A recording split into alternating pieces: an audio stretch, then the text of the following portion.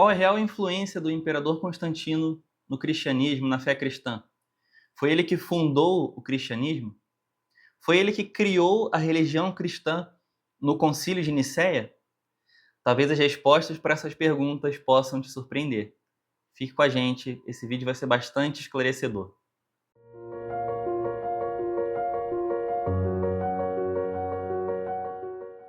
Seja bem-vindo ao canal Rapsódia do Logos, eu sou Matheus Borges e no dia de hoje nós vamos falar sobre um dos imperadores mais controversos da história da Igreja e também da história do Império Romano, ninguém mais, ninguém menos que Constantino o Grande, aquele que ficou conhecido por liberar a fé cristã em todo o Império Romano. Tem gente que acha que ele definiu o cristianismo como religião oficial do Império, mas isso daí foi só nos dias de Teodósio. O que Constantino fez foi liberar a fé, foi fazer o cristianismo ser uma religião permitida no Império. Mas antes da gente mencionar sobre ele, mais especificamente, e respondendo à pergunta se ele fundou o cristianismo e em que sentido isso talvez possa ser compreendido como verdade, principalmente quando ligado à Igreja Imperial, à Igreja Católica Romana, como surgiu a fé cristã? Uma resposta um pouco óbvia para quem está acostumado a ler as Escrituras e tem um pouco de conhecimento da história da Igreja, principalmente da história da Igreja primitiva. Porque a fé cristã, ela nasce com o advento de Jesus Cristo. Quando Jesus Cristo vem ao mundo, ele nasce da Virgem, de Maria, quando ela ainda era virgem. Jesus nasce, cresce, se sacrifica pelos eleitos, morre pelos seus escolhidos, leva sobre si a ira de Deus que era deles, coloca sobre eles a sua própria justiça. Depois ele morre, né? Isso tudo, a justificação de fato acontece na morte de Cristo, em sua ressurreição. Ele ressuscita, é levado aos céus, ou melhor, ele vai aos céus, é assunto aos céus. E os apóstolos e os primeiros cristãos no geral continuam levando, espalhando essa mensagem de salvação somente em Jesus Cristo a todo o mundo conhecido, a todos os lugares que eles podiam ir, que havia a menor possibilidade. Tanto que já no início da história da Igreja, a fé cristã não fica restrita ao Império Romano. Temos cristãos em território etíope, bem longe das fronteiras romanas, cristãos no antigo Império Parta, lá na corte da Babilônia. Existe até um debate se Pedro foi lá na Babilônia presencialmente pregar às comunidades de judeus que ainda moravam por lá, por mais incrível que isso possa parecer. Também tem relatos de apóstolos pregando na Índia e quem sabe mais longe, que não ficaram registrados aí nos anais da história. Então, esse é o início da fé cristã. Nós temos os testemunhos dos mártires, aqueles que morreram pela sua fé, que se recusaram a negar o nome de Jesus e preferiram perder absolutamente tudo: famílias, bens, dinheiro, poder, relevância social, se você quer pensar dessa forma. Pessoas que testemunharam. A palavra mártir vem de testemunha, de dar um bom testemunho, de dar um testemunho, de ser uma testemunha. Temos também no início do surgimento da fé cristã a naturalidade do cânon, ou seja, as comunidades das igrejas iam reconhecendo quais documentos haviam sido escritos pelos apóstolos, quais tinham autoridade direta de Jesus Cristo por meio deles. Então foi um processo orgânico, um processo natural que foi acontecendo. Só que a gente chega na era de Constantino, por volta do ano 310, mais ou menos, até que a gente tem um acontecimento que mudou drasticamente a história da fé cristã, da religião cristã, da igreja e da própria Europa, ou, por que não dizer, do próprio mundo, já que o Império Romano e seus sucessores influenciaram e influenciam o globo como um todo nos dias de hoje. Acontece que entre os anos 312 a 313 depois de Cristo, claro, como nos ensina Lactâncio, no livro Sobre a Morte dos Perseguidores, capítulo 44, do 3 ao 6, e com certeza foi escrito antes do ano 318, bastante importante, é muito próximo dos acontecimentos aqui. Lactâncio basicamente nos ensina que, nessa época, pagãos e cristãos acreditavam que a vitória militar que Constantino teve foi de fato um presente de Deus, uma dádiva de Deus. E para a gente se situar um pouquinho melhor, para a gente poder pensar na história e entender do que isso tudo aqui se trata, o que ele está falando, como assim Constantino venceu por uma ajuda de Deus, um conceito, uma crença popular comum entre cristãos e pagãos. Acontece que quando chegava ao 5º aniversário da ascensão ao poder imperial romano do imperador Maxêncio, que na verdade era um usurpador do poder, e é importante a gente compreender o que estava acontecendo aqui no mundo do Império Romano, que é o mundo da Igreja Primitiva. Anos antes, houve uma tentativa de Roma dividir o Império em 4, a chamada Tetrarquia. Por motivos óbvios, não deu certo. Então tudo se fragmentou em, digamos, partes menores, não tão menores assim, mas partes consideravelmente menores do que o Império Romano como um todo. A Maxêncio ficou principalmente o território da Itália, importante ter isso aqui em mente, da Itália, ou seja, Roma, capital, da Itália, e do norte da África. Grave isso, o norte da África, muito relevante. Já Constantino dominava sobre a Gália e a Bretanha. A Gália é basicamente a França, pense dessa forma. França e alguns arredores ali, província da Gália. Então a gente tem uma guerra civil entre imperadores que vai acontecendo durante um tempo para ver quem é que vai reinar sobre tudo, até que chega no dia 27 de outubro e acontece a famosa Batalha da Ponte Milvia. A Ponte Milvia fica ao norte de Roma, desde a época ficava já.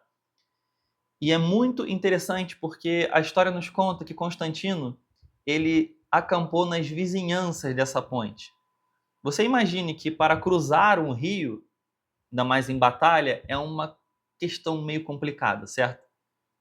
Se você tem alguma experiência militar ou até mesmo filmes militares, livros ou jogos que você possa simular batalhas reais e coisas do tipo, você sabe do que eu estou falando muito bem. E é muito interessante que a história conta que enquanto Constantino estava acampado, o que aconteceu? Ele teria sido instruído em sonho a marcar os escudos do seu exército com o símbolo da cruz. Mas não a cruz como a gente conhece, né? Aquela cruz assim. Não. Um X, na verdade. Um X com as pontinhas dobradas, sabe? As pontas de cima do X dobradas. Uma letra latina, mas que também lembra muito, para não dizer que é idêntica, a letra Ri do idioma grego. A primeira palavra, não por acaso, de Christos, que significa Cristo, o título de Jesus. Ele marca os escudos dos seus soldados, ele vai para a batalha e ele vence aquela batalha. Algo talvez até inesperado. Ele consegue vencer aquilo ali, cruzando o rio, né, lutando naquelas proximidades e tudo mais.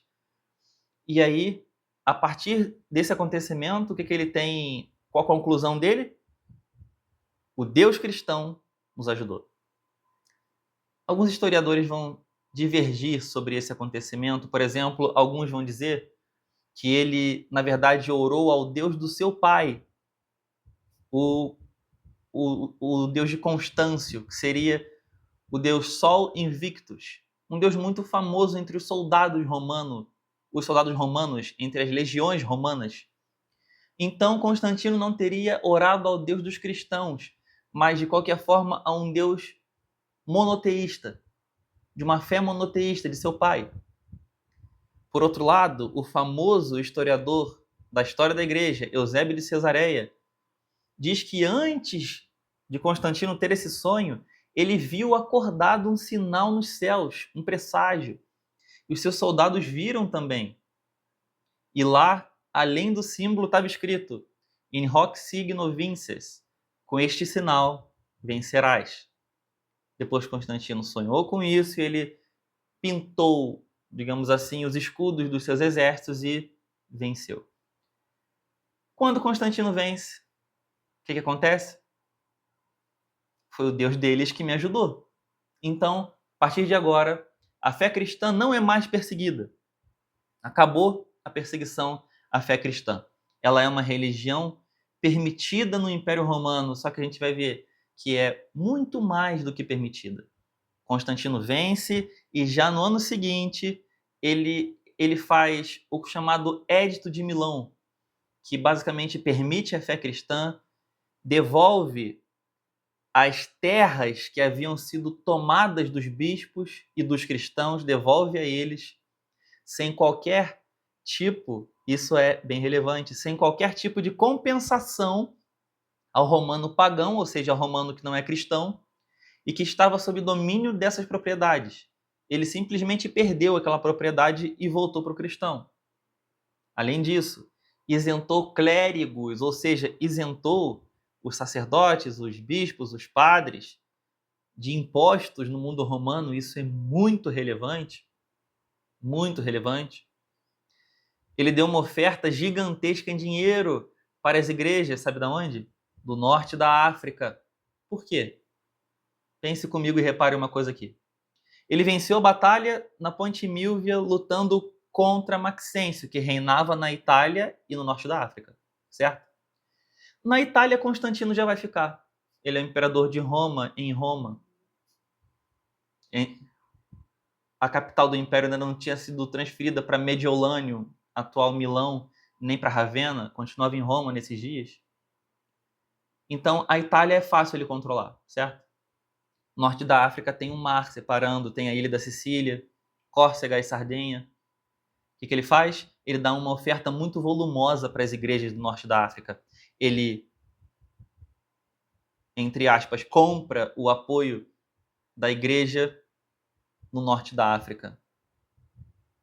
Consegue perceber que, na verdade, esse alinhamento com o cristianismo ele parece ter um propósito mais político, um propósito de tentar unificar o Império Romano fragmentado? Mantenha isso aqui em mente para a gente poder conseguir responder essa nossa pergunta. A partir desse momento aqui, desse ponto em diante, o imperador começa a se intrometer na fé cristã. Ele começa a se meter nos assuntos eclesiásticos, nos assuntos da igreja e em teologia. Porque Constantino, diferente de muitos cristãos de hoje, Constantino entendia que teologia importa. E teologia pode tanto separar pessoas quanto unir pessoas.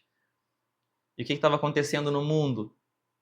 O bispo Ário de Alexandria ensinava que Jesus não era Deus no sentido de que ele sempre existiu, mas que para Ário o Pai tinha gerado em algum momento Jesus. Então Jesus, querendo ou não, era uma criatura. Quase uma espécie de semideus na ótica greco-romana, talvez, das divindades. Isso estava dividindo a fé cristã. Um apelo forte dividindo a fé cristã. Então, o imperador Constantino chamou o concílio de Nicéia, o primeiro concílio ecumênico da história da igreja. Não foi convocado por cristãos aqui. O imperador convocou. E no concílio, Atanásio derrotou Ário de Alexandria. E nós temos aquela declaração maravilhosa dizendo que Jesus é da mesma substância que o Pai. Ele é homoousios. Ele é Deus como o Pai. Depois nós tivemos o Concílio de Constantinopla, onde expande a ideia da divindade do Filho também para a divindade do Espírito Santo. Já deixa afirmado na época ali dos pais capadócios. A gente tem a trindade sendo bem definida ao longo da história da igreja, bem desde o início. Não que as pessoas não crescem nisso, mas os concílios são importantes para determinar porque heresias iam surgindo, como no caso de Ário de Alexandria. Só que você vê, o imperador ele não decidiu a questão, mas ele propôs um concílio porque ele queria que a questão fosse decidida. porque a intenção de Constantino era manter o império unificado. E qual era a religião que mais crescia em todo o império? Alguns estudos apontam que, nos dias de Constantino, 10% do Império Romano já era cristã. 100 anos depois, devido à permissão, depois à unificação, à oficialização, 90% do império era cristã. E eu te pergunto, será que foram discipulados na fé cristã ou só foram entrando e inchando a igreja? Claro que foi isso que aconteceu. Mas é interessante porque anos depois, o que Constantino fez foi exilar Atanásio. Atanásio que derrotou os arianos no concílio de Nicéia. Constantino exilou Atanásio e se aproximou mais dos arianos. Ele permitiu a fé cristã, mas calma aí, isso não é liberdade religiosa, percebe? Ele está se metendo em assuntos da fé por interesse próprio. Talvez ele tenha achado que os arianos tivessem mais chance de vingar no Império Romano, não sei, pode ser. Mas para a gente concluir aqui nosso vídeo, é uma questão bastante complicada. Constantino, é claro que ele não criou a fé cristã. Ela nasce em Jesus, na verdade ela nasce lá atrás, no Éden, e vai se desenvolvendo numa perspectiva de teologia bíblica. Mas a fé cristã em Cristo, ela se fundamenta em Jesus e nos apóstolos. Nas palavras dos apóstolos registradas, o Novo Testamento, a sua redação. Só que a gente pode sim afirmar que, em um certo sentido, o imperador Constantino criou a Igreja Imperial, a Igreja Católica Romana. Ela nasce, de fato, com Constantino. Ela nasce quando seus bispos se unem ao império e, com o passar do tempo, cada vez mais vão se confundindo com ele, até que chega a um ponto que é até difícil perceber se o que está acontecendo é o Império Romano ressurreto, ressurgido, ou se é só a Igreja Católica Romana. Se torna uma confusão. Se fundem em todos os aspectos que você possa imaginar. E os desvios que a Igreja Ocidental vivenciou nesse período, até chegar aos dias da Reforma, que foi um grito não para criar uma nova igreja, mas para restaurar a Igreja dos dias dos apóstolos e dos ensinos dos grandes pais da tradição, quando eram ortodoxos, nos alertam para o real perigo que existe, e no caso do Brasil isso é bem presente. Se você viu o nosso último vídeo aqui sobre o projeto de lei que tenta proteger a Bíblia, mas acaba trazendo um reflexo desastroso, você sabe do que estou falando. O perigo real que sempre existe de quando há uma relação íntima entre a igreja e o Estado, entre os líderes religiosos e o Estado e o poder político. Isso representa uma ameaça à fé genuína em Jesus Cristo. A gente vê isso ao longo da história na apostasia da igreja romana. E só para deixar para reflexão, se o nosso reino ele de fato não é desse mundo, as nossas paixões e as nossas pretensões também não deveriam ser. E cá entre nós, essa história de que os pastores precisam de uma aliança estratégica com o poder político para proteger a fé, isso é só conversa para boi dormir. Na verdade, os falsos mestres que afirmam isso, eles só estão tentando alimentar a única fome que a alma deles de fato tem. Não é da palavra de Deus, é do poder. É só isso que eles querem, é só isso que eles sempre quiseram, e é só isso que eles sempre vão querer. Ainda que tenham que passar por cima da sua fé e destruir ela, se necessário.